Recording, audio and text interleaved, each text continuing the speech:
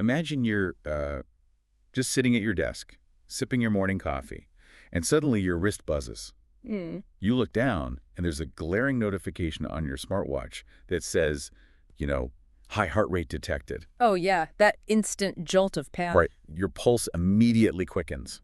You start wondering if you're like having a cardiac event or if you need to rush to the emergency room right that second. And I mean, it happens to thousands of people every single day. We've strapped these incredibly sensitive diagnostic sensors to our wrists, which is great, but But without the physiological context, Yeah. right, a simple notification can feel like a sudden severe medical diagnosis. exactly. It gives us this 204/7 visibility into our electrical systems, but most people don't actually speak the language of that system. Which is exactly why we need to unpack two massive, scary-sounding words that usually pop up if you start, aggressively Googling your smartwatch symptoms: tachycardia and bradycardia. Yes. Two highly misunderstood terms. So today, we're going on a deep dive into the clinical history and the physiological debates behind those alerts. We're taking a stack of medical terminology notes, we're tearing these terms down to their Greek roots, and we're going to map them right onto the electrical wiring of your heart. Because honestly, demystifying the language is the absolute best place to start. People hear these words and think it's a disease. Right, but they're just descriptions of speed, aren't they? That's all they are. Once we understand the mechanics behind them, a vast majority of that smartwatch anxiety just completely melts away. We'll also see why the textbook definition of a normal heart rate is fiercely debated today. Let's just jump right into the origins then.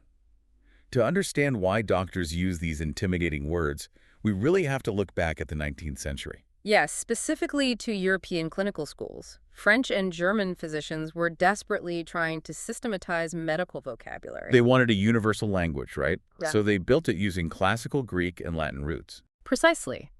They needed a standardized way to record their bedside observations. So they took the ancient Greek word tachys, Which means swift or fast, right? yes, and brady's, which means slow. Then they just attached those prefixes to cardia, which obviously means heart. So literally, tachycardia translates to fast heart condition, and bradycardia just means slow heart condition. That's it. Nothing more. It sounds incredibly precise when a doctor says it, but yeah. it doesn't actually tell you why your heart is fast or slow. And that is the core issue with the terminology. I mean, diagnosing someone with tachycardia is a lot like diagnosing a broken down car on the highway as a not moving vehicle. Right. I love that. It's accurate but useless. Exactly.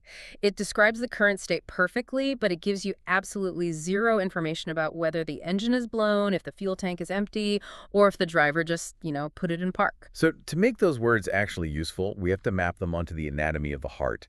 And I find it easiest to picture the heart as like a house's electrical wiring. That is a great analogy. Let's build that out. Okay, so at its foundation, every single heartbeat is triggered by an electrical impulse.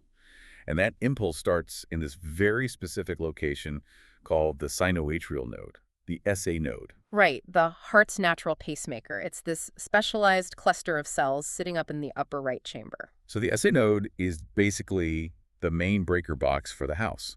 It spontaneously generates an electrical spark, and that spark spreads across the top chambers, the atria, causing them to squeeze and push blood downwards. Yep.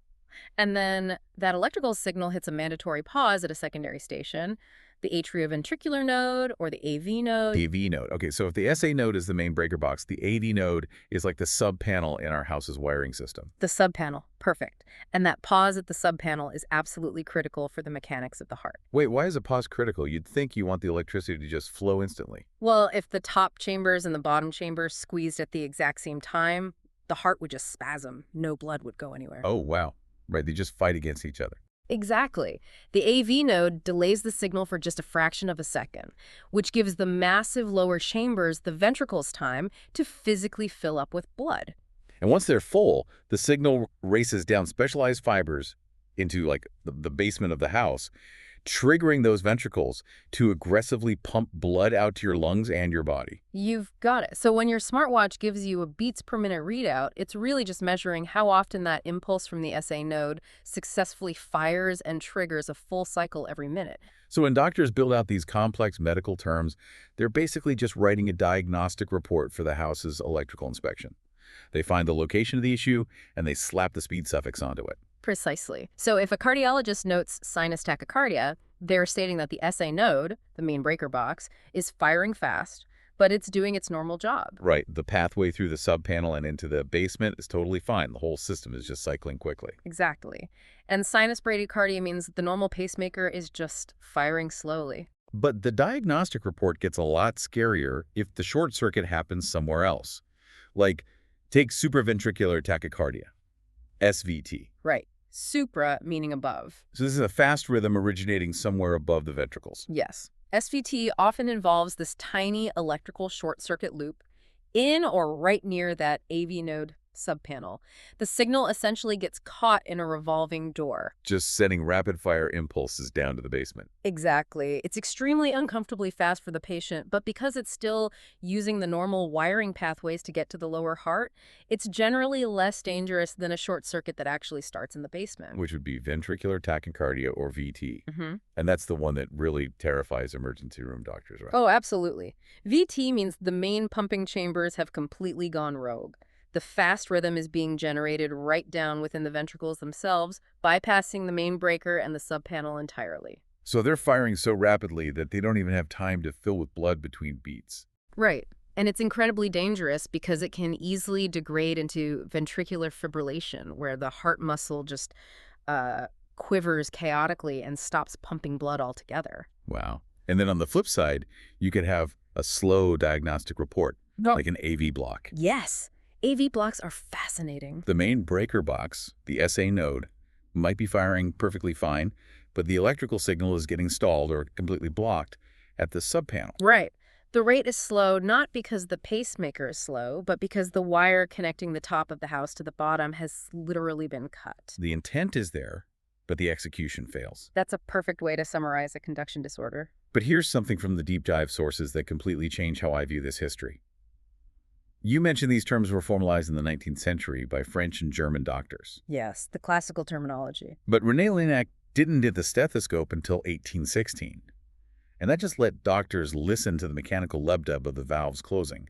They could only hear the heart. That's right. They were working entirely in the dark. They were coining these highly specific Greek terms about electrical pathways long before they had any technology to actually see or measure electrical timing. Did they jump the gun? They completely jumped the gun. Yeah. I mean, a 19th century physician could listen to a chest and say, okay, this rhythm is fast or slow or irregular. But they couldn't see the mechanism. It was essentially just vague bedside guesswork dressed up in fancy Greek. Exactly. The turning point didn't arrive until the dawn of the 20th century. With Willem Einthoven? And the invention of the electrocardiograph, the ECG. Yes. Between 1901 and 1903, Einthoven developed this massive thing called the string galvanometer. And patients literally had to sit with their arms and left legs submerged in buckets of salt water, right? Just to conduct the current. Yes, buckets of salt water. It was incredibly cumbersome. But inside that machine, a microscopic silvered wire was suspended in a magnetic field. As the heart's tiny electrical currents passed through it, the wire twitched, and a light projected that twitching shadow onto moving photographic paper. That is wild, especially considering my smartwatch does the exact same thing with a tiny optical sensor. It's a massive technological leap. But Einthoven's saltwater buckets were a true paradigm shift. It moved cardiology from an art of listening to a hard science of measuring. It gave those abstract Greek words actual diagnostic teeth. Exactly. Pioneers like Thomas Lewis could suddenly look at the paper tracing and say, this isn't just a fast heart. This is an electrical short circuit specifically starting in the atrium. Okay, so once doctors had the ECG technology to finally see the electrical wave, they needed a baseline. Because you can't define what is abnormally fast or slow unless you have a standardized definition of normal. And this is where things get really controversial today. Because my smartwatch is programmed to flag anything outside of 60 to 100 beats per minute. Where did those numbers even come from? They solidified in the mid-20th century as a clinical convention, just based on observations of resting, healthy adults sitting in doctors' offices. But the sources argue this is one of the most deceptive rules in medicine, right? Oh, completely. It's treated like this tight, unbreakable biological law, but it completely ignores fundamental physiological variables like age. Right, because a 40-year-old sitting on the couch with a resting heart rate of 110 is unambiguously tachycardic. Yes, that is a problem. But a newborn baby naturally runs between 100 and 160 beats per minute. Exactly. A newborn's heart is tiny. To circulate enough oxygen for that rapidly growing body, the small pump has to cycle much faster. If a crying newborn hits 180, that's perfectly healthy. So pediatric cardiologists must use completely different reference tables. If you applied the adult rule, every toddler would be diagnosed with an electrical disorder. They all be in the cardiac ICU. It's absurd. And it also ignores temporary physical circumstances, like fevers. Oh, Liebermeister's rule, There. named after the 19th century German physician Karl Liebermeister. He documented that a person's heart rate rises predictably with their body temperature. Right. You get roughly an extra 8 to 10 beats per minute for every single degree Celsius of fever above normal. Which makes sense.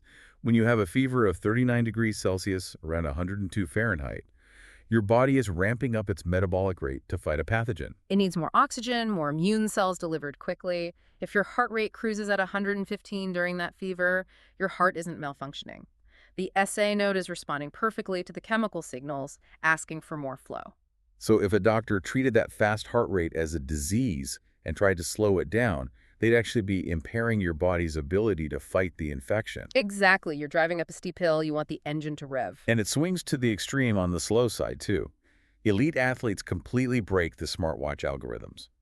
The sources mentioned Miguel Indurain, the cyclist who won the Tour de France 5 times. Oh, his case is legendary. He had a documented resting heart rate in the high 20s. If my watch read 28 beats per minute, it would literally try to call an ambulance for me. And for you, it probably should. In a normal sedentary adult, a rate of 28 means the brain is seconds away from losing oxygen. But for Indurain, it was athletic sinus bradycardia. Right. Through years of punishing endurance training, his heart muscle remodeled itself. He developed a massive stroke volume. Meaning his heart pumped a huge amount of blood with every single contraction. Exactly. Plus, he had heightened vagal tone. His parasympathetic nervous system was constantly telling the SA node to relax.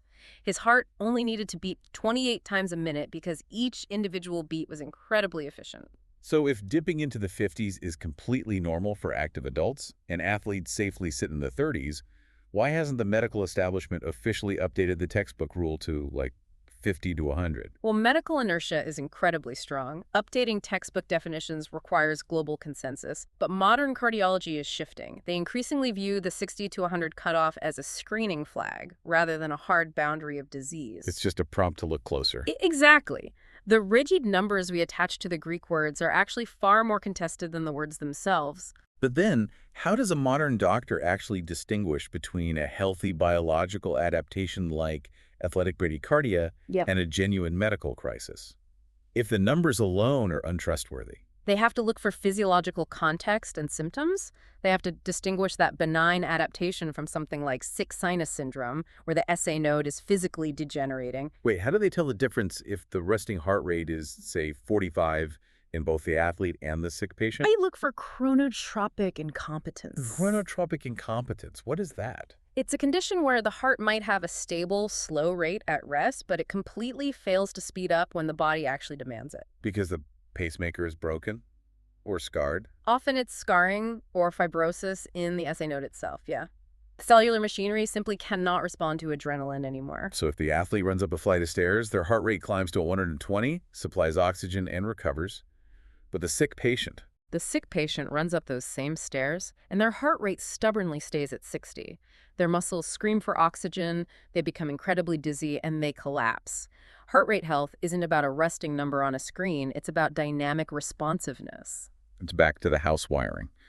The smartwatch alert is just your smart meter telling you the power draw is high.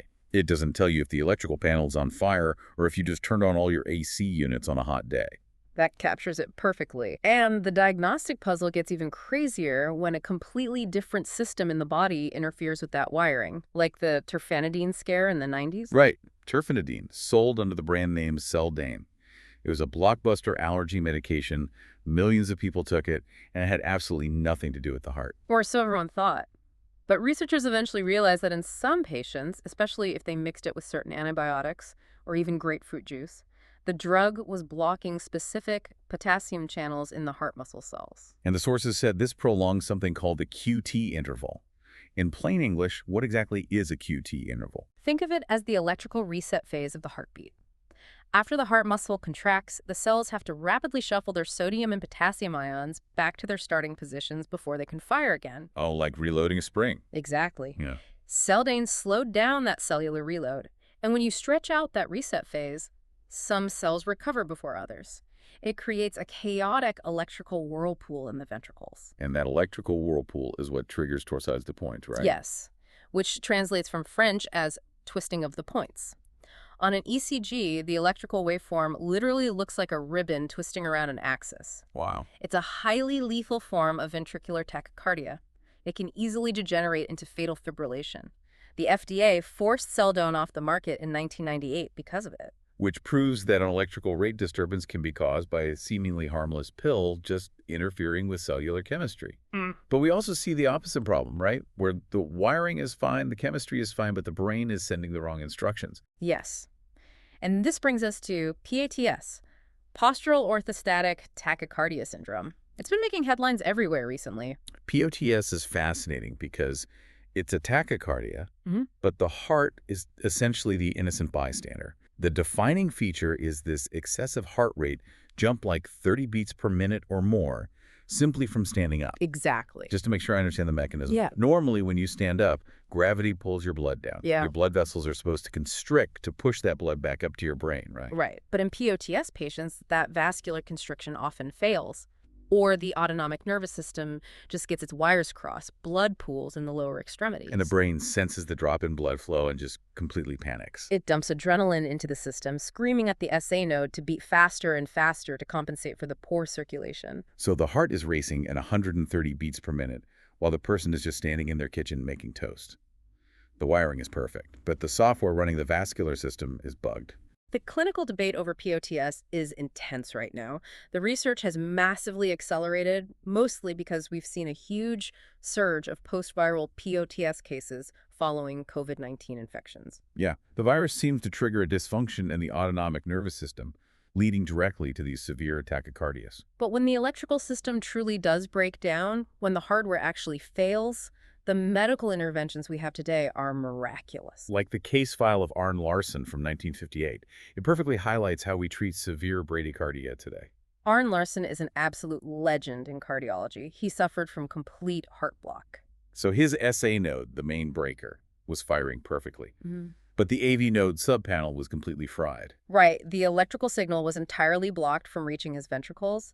Because the basement wasn't getting any power, his lower heart was just beating at this sluggish, unreliable escape rate. Which caused profound symptomatic bradycardia. He was suffering dozens of Stokes-Adams attacks every single day. His brain would lose blood pressure, and he would just suddenly collapse. To fix it, an engineer named Rune Elmquist and a surgeon named Åke Senning teamed up in Sweden.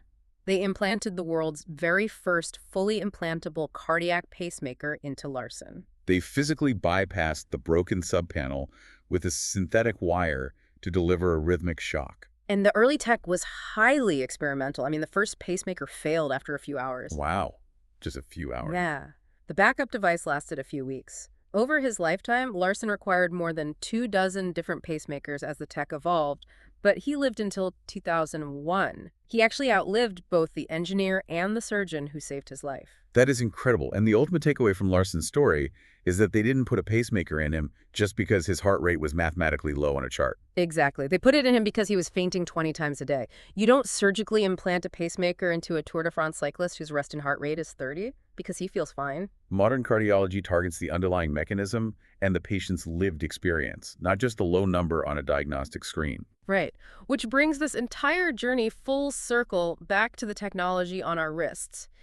We are living in a golden age of personal health data. Ever since smartwatch ECG apps gained FDA clearance, tens of millions of non-medical consumers are receiving localized diagnostic reports about their SA nodes every day. And it is a profound shift in public health. On one hand, this visibility is crucial. Look at high-profile collapses in professional sports, like Christian Eriksen suffering a cardiac arrest on the pitch during Euro 2020. Right, that showed the whole world what happens when a dangerous ventricular tachycardia strikes. It highlights why pre-participation screening is vital and why immediate access to a defibrillator, which literally delivers a massive shock to reset the house's electrical breakers, is literally a matter of life and death. And smartwatches have absolutely caught silent, dangerous arrhythmias, like atrial fibrillation in people who had no idea their subpanels were misfiring. It allows them to get on blood thinners and prevent strokes. But the shadow side of that technology is the total lack of context. The algorithm doesn't know if you just had a screaming match with your boss, if you're fighting off a mild fever, or if you're just highly athletic. It only knows the math. Exactly. The prefix gives you the speed, the root tells you it's the heart, but only the physiological context can tell you if you actually need to worry. Tachycardia and Bradycardia just describe clock speed, fast or slow. Both can be indicators of a disastrous short circuit, and both can be perfectly healthy biological adaptations to your environment. The numbers 60 and 100 are just mid-century guidelines. They aren't unbreakable laws of human biology. Could not have said it better myself. So, as consumer wearables get even smarter, more sensitive, and deeply integrated into our daily routines, it leaves you with a critical question to ponder. We're training these algorithms to be hypervigilant, but the mind-body connection is a two-way street. Will constant 147 surveillance over every minor electrical fluctuation of your heart empower you to be a healthier person? Or, as we obsess over the data, will the chronic anxiety of being constantly monitored actually start altering our baseline heart rates, turning a perfectly healthy population into patients of their own paranoia?